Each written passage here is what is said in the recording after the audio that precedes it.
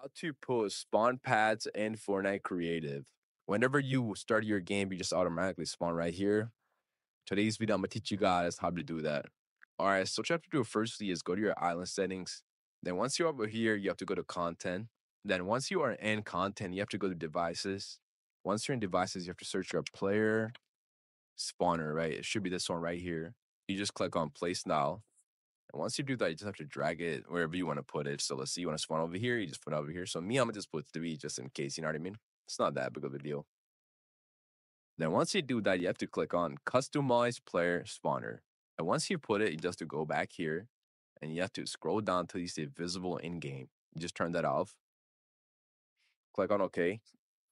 Now if I delete every single other one, so let's say, could I have like a lot of them? So I'm gonna just delete this, delete that, delete this, delete this, delete this. Now if I start my game, I'm gonna spawn over here.